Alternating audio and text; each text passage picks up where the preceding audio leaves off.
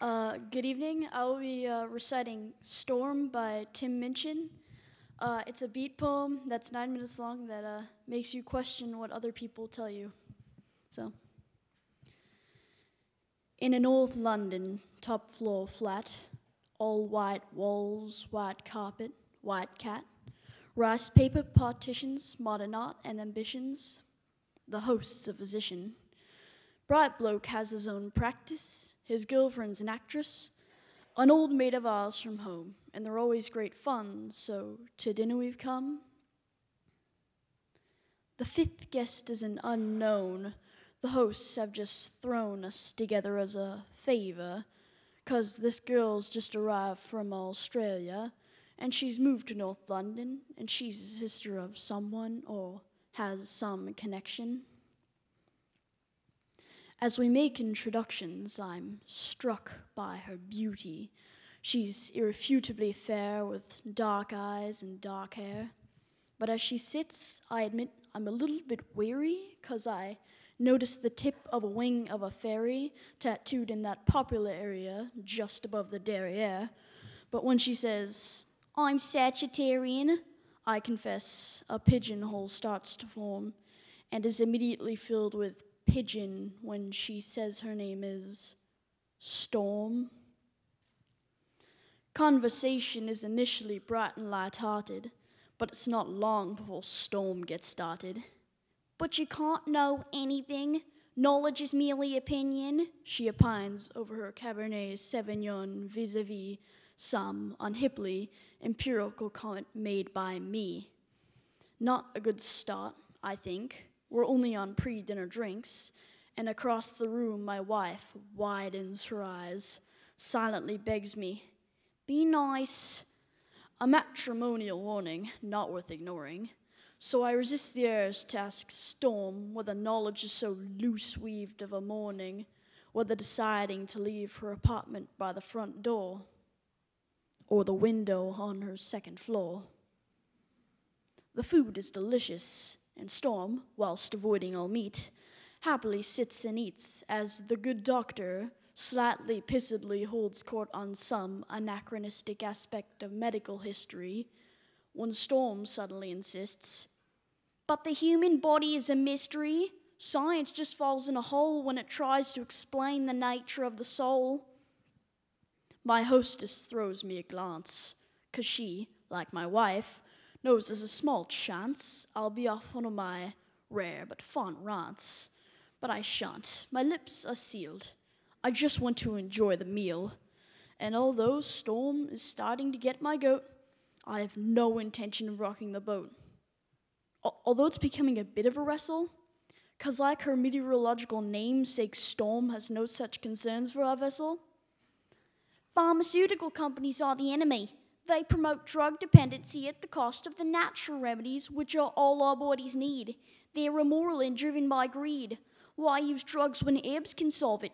Why use chemicals when homeopathic solvents can resolve it? I think it's time we return to live with natural medical alternatives." And try as I like, a small crack appears in my diplomacy deck. "By definition," I begin, "alternative medicine," I continue, "has either not been proved to work or been proven not to work." You know what they call alternative medicine that's been proven to work? Medicine. "So you don't believe in any natural remedies?" "On the contrary, Storm. Actually, before we came to tea, I took a natural remedy derived from the bark of a willow tree. It's a painkiller, virtually side effect free. It's got a weird name, darling. What was it? Masprin? Basprin? Oh yes, aspirin, which I paid about $1 for down at the local drugstore." The debate briefly abates as our host collects plates, but when they return with dessert, Storm pertly asserts, "Shakespeare said it first. There are more things that exist in heaven and earth than exist in your philosophy. Science is just how we're trained to look at reality. It doesn't explain love or spirituality. How does science explain psychics, auras, the afterlife, the power of prayer?" I'm becoming aware that I'm staring. I'm like a rabbit suddenly trapped in the blinding headlights of vacuous crap. And I'm not sure if it's the Hamlet she just misquaffed, or the 5th glass of wine I just quaffed. But my diplomacy die groans, and the arsehole backed by its stones can be held back no more. Look, sorry, Storm, I don't mean to bore ya, but do you really think there's such thing as an aura? Reading auras is like reading minds, or tea leaves, or star signs, or meridian lines. These people aren't applying a skill, they're either lying or mentally ill. Same goes for people who claim they can hear God's demands, or spiritual healers who think they have magic hands. By the way, why do we think it's okay for people to pretend they can talk to the dead? Isn't that totally screwed up in the head? Lying to some crying woman whose child has died and telling her you're in touch with the other side? I think that's fundamentally sick. Do we really have to clarify that there's no such thing as a psychic? What are we freaking to? Do we really think that Horton heard who? Do we still think that Santa brings us gifts, that Michael Jackson didn't have facelifts? Why are we still so stunned by circus acts that we think the dead would want to talk to hacks like John Edward? Storm, to her credit, despite my derision, keeps on firing off cliches with startling precision, like a sniper using bollocks for ammunition. If you're so sure of your position, I think that you're just closed-minded. I think that you'll find that your faith in science and tests is just as blind as the faith of any fundamentalist. Wow, that's a good point. Let me think about that. Oh wait, my mistake. That's absolute bullcrap. Science adjusts its views based on what's observed. Faith is the denial of observation so that belief can be preserved. You show me that, say, homeopathy works, I'll change my mind. I'll spin on a freaking dime.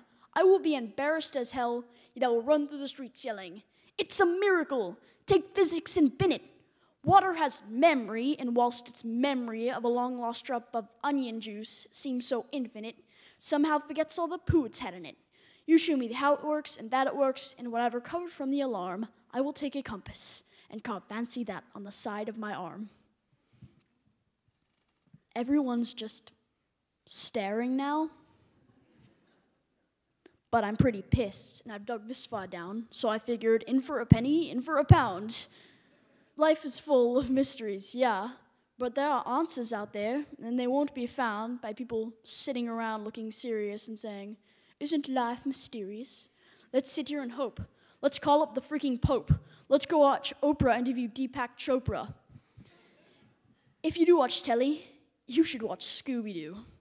That show was so cool, because every time there was a church with a ghoul or a ghost in a school, they looked beneath the mosque, and what was inside?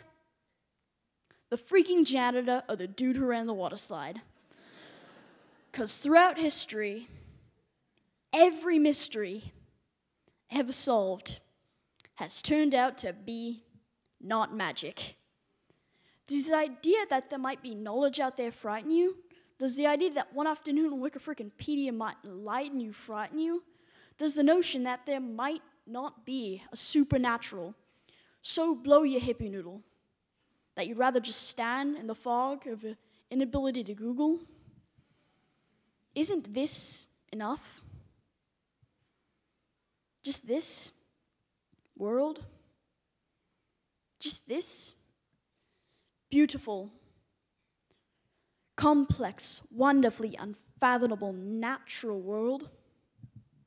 Why does it so fail to hold our attention that we have to diminish it with the invention of cheap man-made myths and monsters? If you're so into your Shakespeare, lend me your ear. To gild refined gold, to paint the lily, to throw perfume on the violet. It's just freaking silly. Or something like that. And what about Satchmo? I see trees of green, red roses too. And fine, if you wish to glorify Krishna and Vishnu in a post-colonial, condescending, bottled up and labeled sort of way, then whatever, that's okay. But here's what gets me excited. I am a tiny, insignificant, ignorant bit of carbon. And I have one life and it's short and unimportant.